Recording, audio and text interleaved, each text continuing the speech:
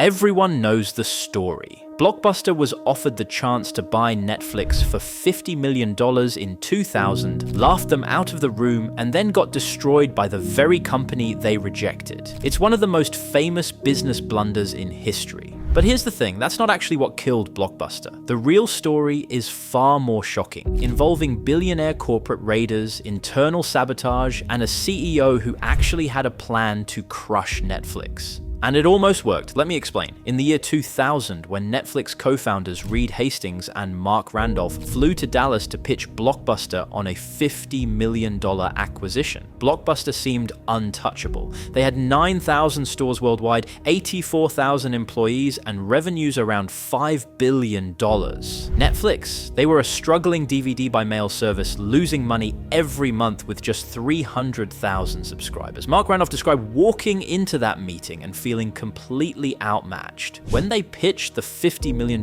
price tag, Blockbuster executives were fighting to suppress laughter. Hastings later recalled leaving that room feeling humiliated, imagining thousands of Blockbuster employees laughing at how ridiculous their proposal was. But here's what everyone gets wrong. Turning down Netflix wasn't actually a stupid decision. At the time, Netflix had no streaming technology, no original content, and no clear path to profitability.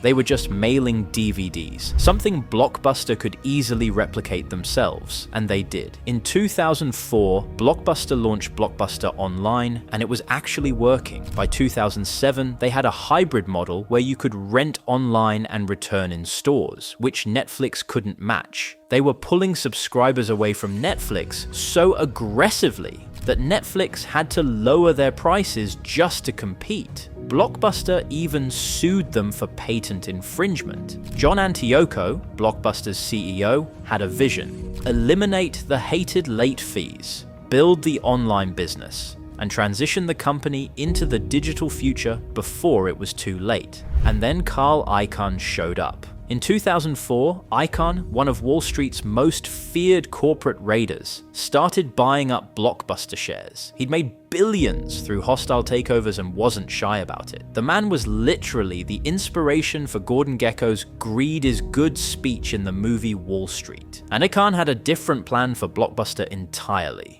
Icahn immediately called Antioco's strategy into question, publicly stating that Blockbuster had spent too much on its online business and paid the CEO too much money. He wanted Blockbuster to bring back late fees, stop investing in digital, and focus only on short-term profits. Antioco refused. He knew the future was online, and abandoning that strategy would be suicide. So Icahn launched a proxy fight. In 2005, he got himself and two allies elected to Blockbuster's board. For the next 2 years, Antioco tried to execute his digital transformation, while Icahn fought him at every turn. The tension reached a breaking point over Antioco's compensation package. Antioco was entitled to a bonus if he hit certain targets, but when he did, Icahn refused to pay it, calling it egregious. In 2007, frustrated and exhausted, Antioco resigned.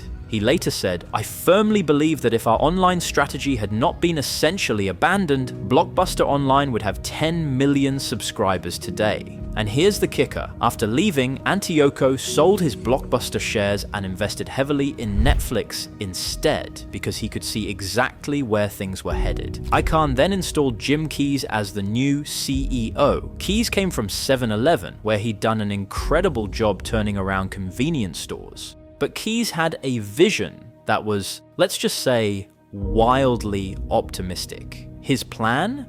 Merge Blockbuster with Radio Shack to create what he called a technology-agnostic Apple Store. He told investors Blockbuster's real competitors weren't Netflix or Redbox, but Walmart and Apple. In one particularly infamous interview with The Motley Fool in 2008, Keyes said, "Neither Redbox nor Netflix are even on the radar screen in terms of competition." Analysts thought he was delusional. CNBC's Jim Cramer added him to his Hall of Shame.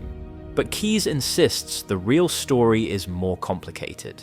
Under his leadership, Blockbuster acquired MovieLink in 2007, giving them access to 3,000 streaming titles and relationships with major studios. He was negotiating a potential joint venture with Google that would have paired YouTube's free content with Blockbuster's paid streaming. He claims they were actually well positioned to beat Netflix. So, what went wrong? In 2008, Lehman Brothers collapsed. The financial crisis hit, and suddenly Blockbuster couldn't refinance their $350 million in debt. Worse, panicking movie studios changed their payment terms from 90 days credit to cash on delivery, yanking $300 million in working capital out of the business overnight. Keyes later said, "It left us no option at all. Ultimately, what forced us into a restructuring was not even the need to refinance the debt. There was a run on the bank. Right when Blockbuster needed Google most, an article leaked about potential bankruptcy. Google's board walked away from the deal immediately. The timing couldn't have been worse."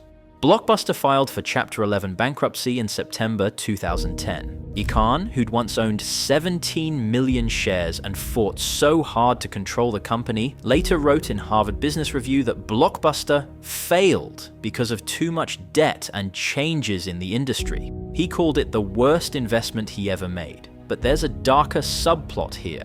Some creditors filed lawsuits alleging that Khan had dumped his equity shares in March 2010, months before bankruptcy, while simultaneously buying up senior debt. They claimed he had insider knowledge and intentionally tanked the company to profit from the bankruptcy proceedings.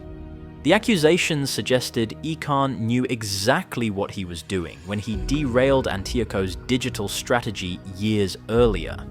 Meanwhile, Antiocho, the man who was supposedly too expensive and too focused on digital, he walked away wealthy from his Netflix investment, vindicated but largely forgotten. So what really killed Blockbuster? It wasn't Netflix's brilliance or some inevitable technological shift. It was a perfect storm of terrible timing, crushing debt from Viacom's previous ownership, and most importantly, an activist investor who dismantled a working digital strategy to chase quarterly profits. By the time Keyes tried to resurrect the digital transformation, the 2008 financial crisis made it impossible. Today, there's one Blockbuster left in Bend, Oregon. It's become a nostalgic tourist attraction, and in perhaps the most ironic twist imaginable, Netflix made a documentary about it called The Last Blockbuster, which you can stream right now on, you guessed it, Netflix. The lesson here isn't just about embracing technology or adapting to change. It's about what happens when short-term thinking and activist shareholders destroy long-term vision. Antiocho saw the future clearly. He was building toward it, but he was stopped not by Netflix, not by technology, and not by market forces. He was stopped by Carl Icahn's desire for immediate returns. So the next time someone tells you Blockbuster died because they turned down Netflix, remember, they actually came closer to winning than most people realize, and they might have if only they'd been allowed to finish what they started.